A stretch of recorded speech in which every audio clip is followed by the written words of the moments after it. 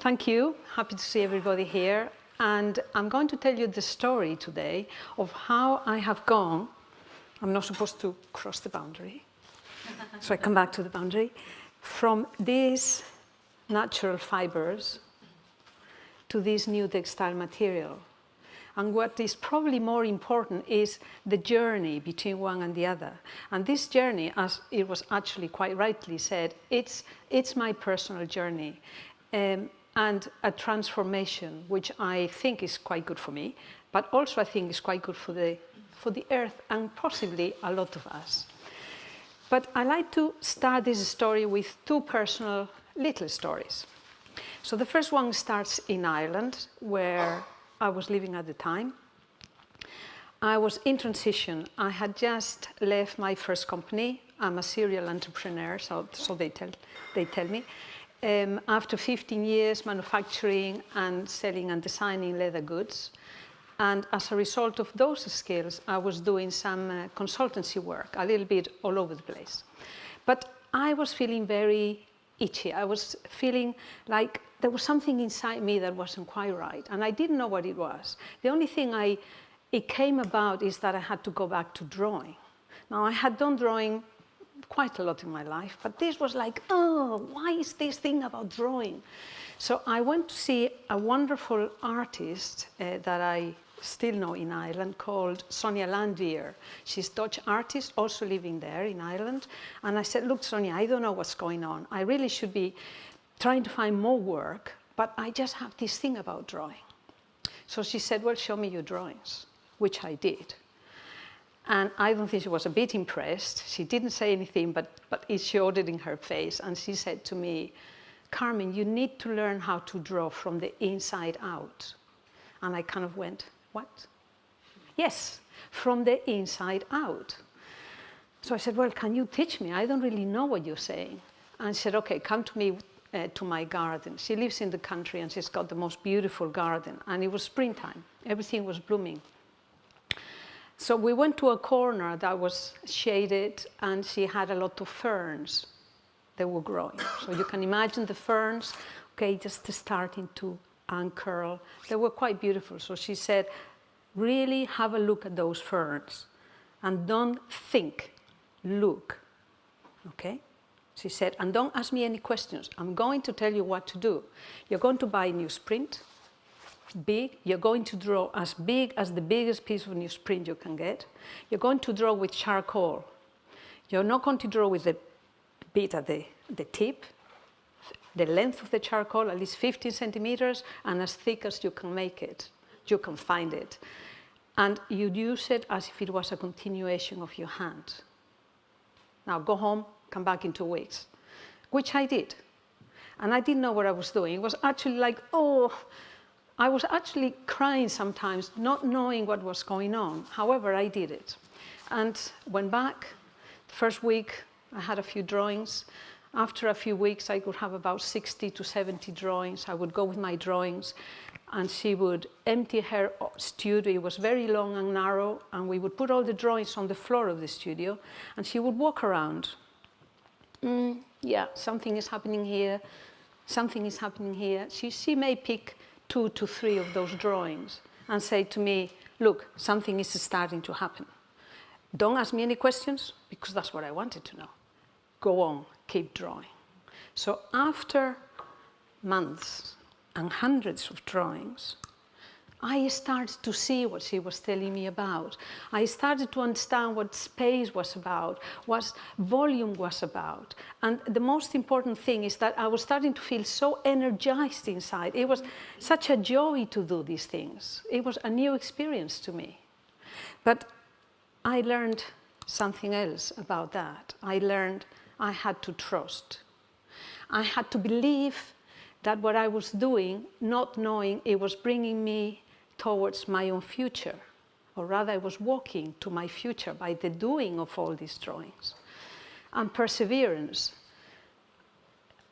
you just have to keep going, right? You don't know, but you keep going. And even today, when I get to the limit, like here, okay, you can't go, where am I going to go?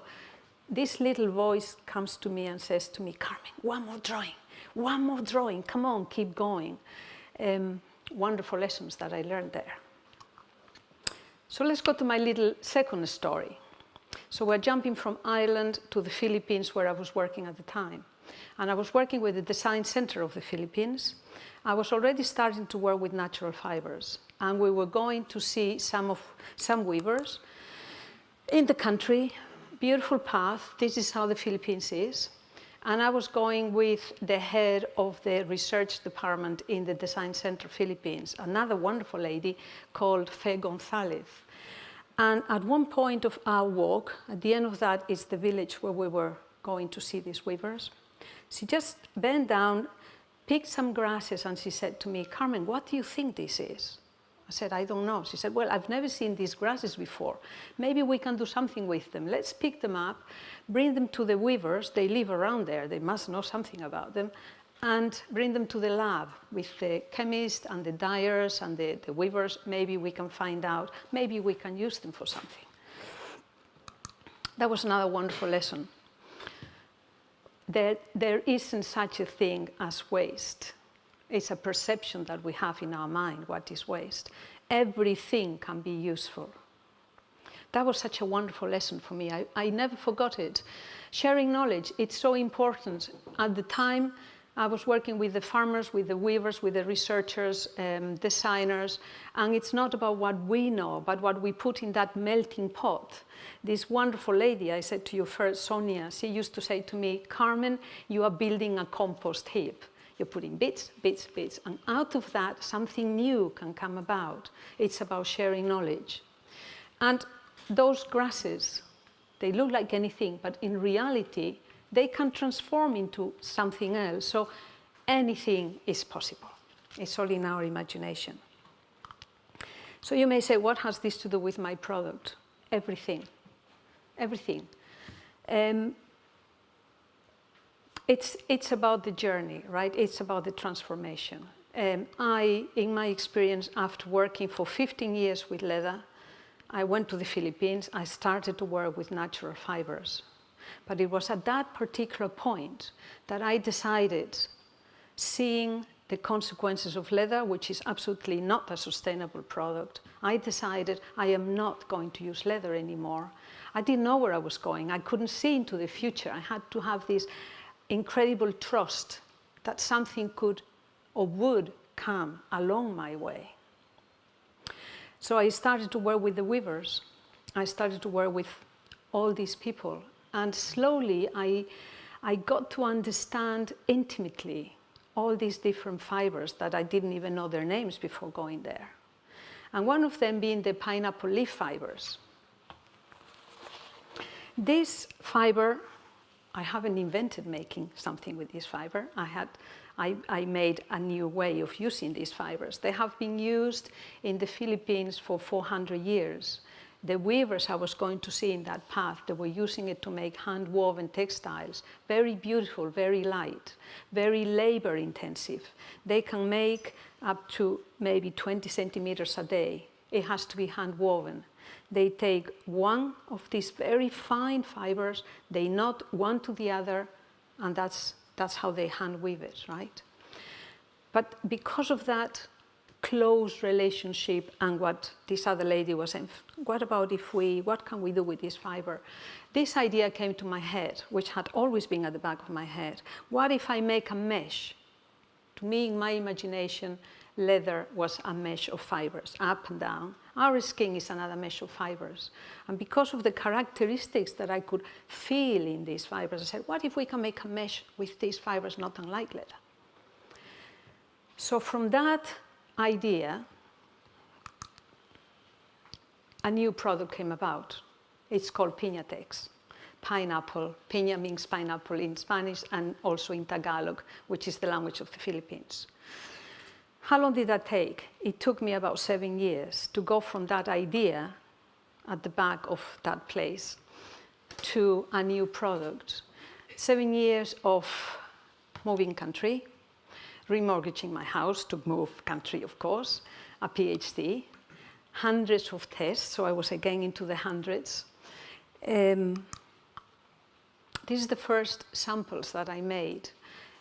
what did it look like? It looked like a new material, but somehow, maybe because I wanted to substitute this from leather, it looks a bit like leather, very, very versatile. It can be dyed, it's cellulose, it can be printed, it can be embossed, it can be soft, it can be hard, it can be flat. Wonderful. I was really excited.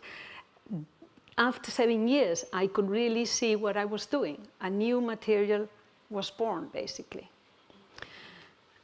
I should be happy. I should say, great, now I've got something. But, you know, I'm a maker, so I couldn't stop just having these pieces just this big. I was thinking bigger. I was thinking, I want to make a bag. I want to make something. So the next question came along. What was the next question? How can I industrialize this process? That's another story. That took another 2 years. So I went to see a wonderful person called Mr. Tan in a non-woven Philippines company in the Philippines, in Manila, who already helped me to come this far. And I said, Mr. Tan, can you help me to industrialize this process?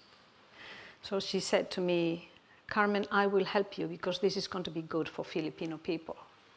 And we're still working together. So what I show you here, it's another total milestone in my professional, my personal life. It's the first time that we realized that this mesh could become an industrialized process. Well, it took the time it took, soft, more dense, thicker, until we got to what it's at the right density, the right weight of fibers for us to move on. When that came out of the looms, this is really like, you know, the big machines, bigger than this room, 20 meters long. It was like, my God, it's happening. It worked. It was another wonderful miracle, really, to think that from these little bits, now we could really think, yes, we can industrialize. I wanted to go from the traditional, which I absolutely revere. I think it should stay there. I love to have those beautiful textiles. I worked with those weavers, but I wanted to make this for everybody. I want this to be an industry. So I should be thinking, yeah, great. But then again, what is next? I was working with 20 kilos, 50 kilos of fibers. And then I realized, my God, I'm going to need tons of these fibers, which I do. So where am I going to find these fibers? This is not a commodity. You can't go to buy pineapple leaf fibers. It doesn't exist. The weavers would be doing it traditionally themselves, hand scraping those fibers, but I couldn't really go. I could buy maybe 50 kilos. So that was the next thing. Where am I going to get the supply chain? Well, you just have to go and do the supply chain yourself. Now, this is another story. This is my life and joy, the biggest headache ever of all that. The same for my team and the same to everybody in the whole supply chain. It's happening. We are working on it as we speak. It's incredible because one thing is to develop a new material, another thing is to actually develop a supply chain. So I like to go a little bit into it to understand what it is. Number one, it's about circular economy. It's about using a waste from the pineapple harvest. We're using the leaves, not the tiny bits at the top, by the way, right? Those ones, they actually plant them, so they're very special. But these are the mature leaves in the plant. A plant has one pineapple and possibly about 30 to 40 leaves around the pineapple.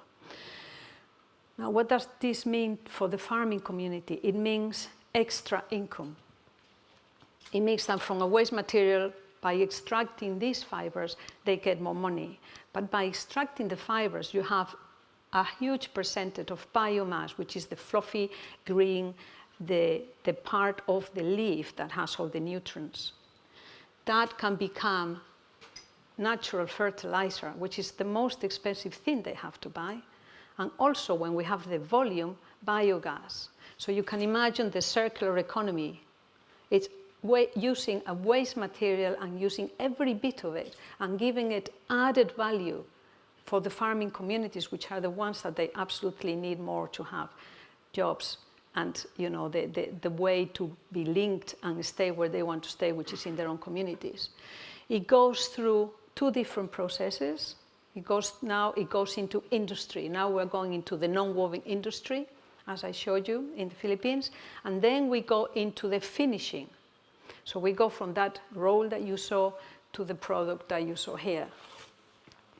That's another technology. That's a textile finishing technology, and that happens with another company in Spain called Bonditex, where we do what we call is our magic, is the transformation into a new material. So let's think about what does this represent. What is this waste? So let me tell you in figures what this waste means. We've got about 25 million tons of waste of these pineapple leaves, which are a waste for the farmers, are a pest. In some places they actually burn them because they don't know what to do with it. Now 25 million tons in the world. Pineapple is the second most popular fruit in the world, by the way. Now if we just take the Philippines, which grows 10%, is the third country in the world that grows pineapples. That's about 2.5 million. That would make about 180 million square meters of piñatex, sorry. Like, it's incredible, right? It's a wonderful thing. And if we think a little bit farther, that represents about 540 million skins of cows. Just to put it in perspective as well, which is extraordinary. So I think the reality of this is that it is really good for the world, and it's really good for so many people, and it's also good for us as consumers. We've got another choice of what it is there. So what is Piñatex about? It's about innovation, and it's not just a technical innovation, it's about innovation mixing from the farmers, from the chemists, from the biochemists. This is that kind of innovation. Using textile technology that is there already. We haven't invented, actually we are developing now the first automated decorticating machine, which is the one that extracts the fibers. We're doing that with Chinese. But everything else is there. But we're putting it together and blending it in a way that helps us to create this supply chain. It's about economic value for everyone throughout the supply chain. And this is absolutely very important. And this is what Piñatex really holds within itself. And it's obviously about better use of resources. We're using a waste material. We're not using any land, any water, any fertilizers to have the raw material for our Piñatex, which is quite extraordinary if you think. I'm going to finish with a little video which is just about less than 1 minute. That is not ours, but it encapsulates what we're talking about. Yeah.